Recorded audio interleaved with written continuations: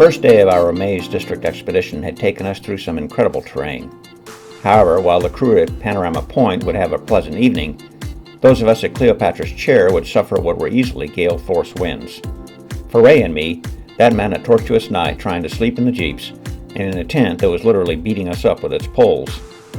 The next morning, once the sun rose, we surveyed the damage. Meanwhile, the wind continued unabated, making preparing breakfast impractical. So we broke camp early and headed for the junction with Panorama Point. There, protected from the wind, we were able to cook breakfast and await the other crew.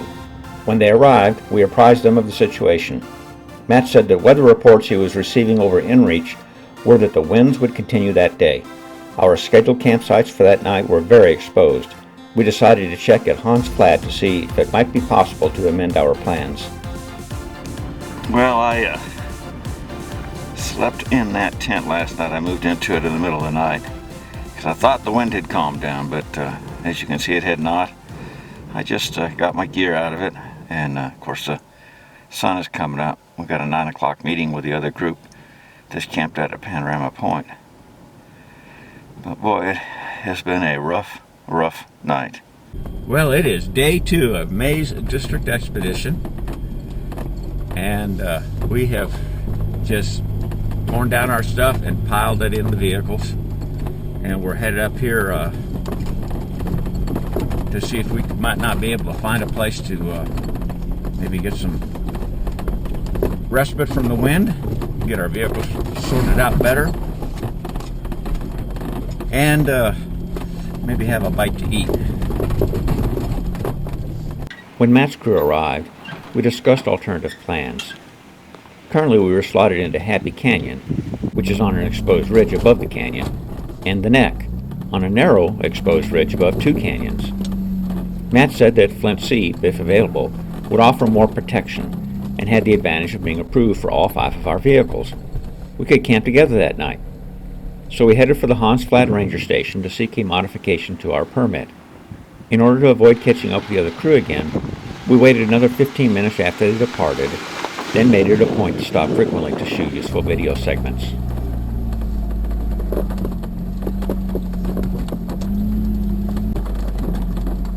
don't know if I can make this or not.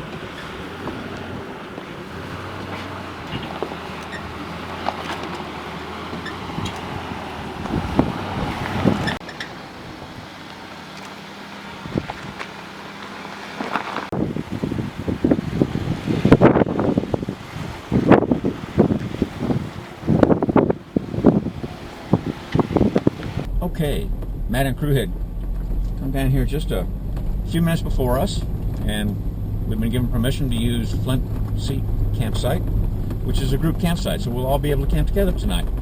And we're hoping that will be a little bit less windy than what we experienced last night. The winds are supposed to continue today, and we'll hope that we'll get on the other side of the windy weather and be able to spend the rest of this trip in a little bit more pleasant conditions. So we're headed there right now. It's an easy drive. Basically 8 miles down this road from the ranger station.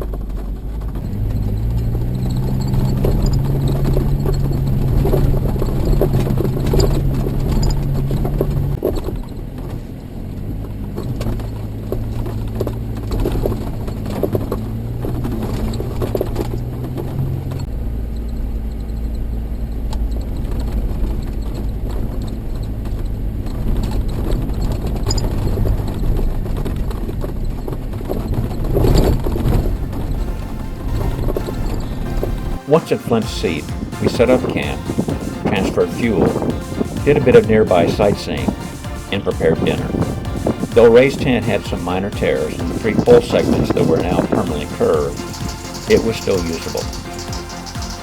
Today had been a short day, but tomorrow would be longer, especially for the crew headed to Millard on the Green River. Rather get this weight down low than have it up on the roof.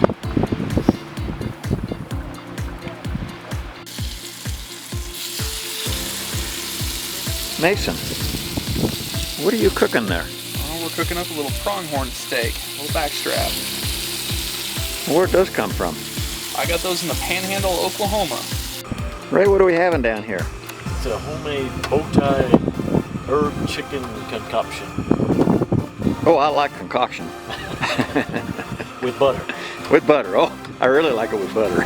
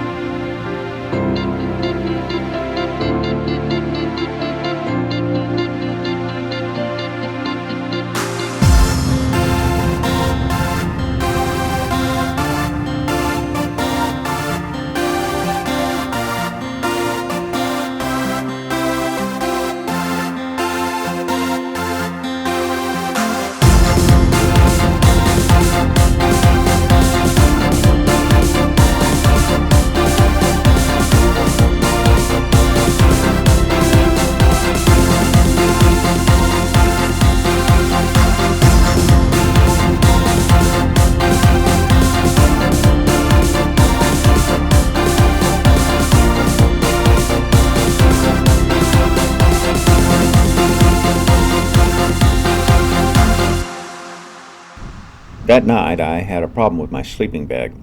The zipper would not stay closed. Fortunately, I carry a wool blanket, so I used it to cover up the opening, allowing me to sleep well in the 30-degree nighttime temperatures. The next morning, we were off to Eckert and Millard. Though Matt would camp with us at Eckert on night 3, he'd travel with Adam and Mason in their 4Runner and Tad and Chuck in their GMC pickup as they headed to the more distant Millard. Ray and I would follow behind them, taking more time for photography during the drive. And right off the bat, we were on the attention-getting descent down the orange cliffs known as the Flint Trail Switchbacks.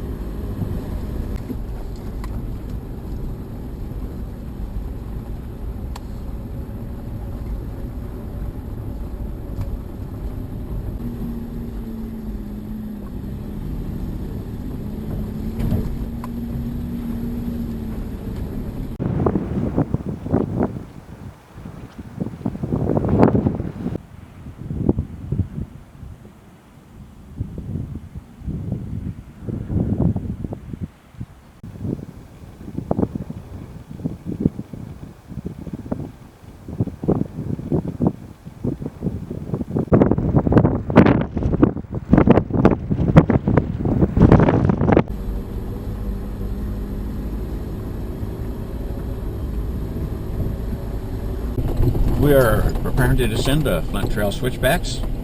We'll stop at the overlook before watching the rest of our 2 crews descend.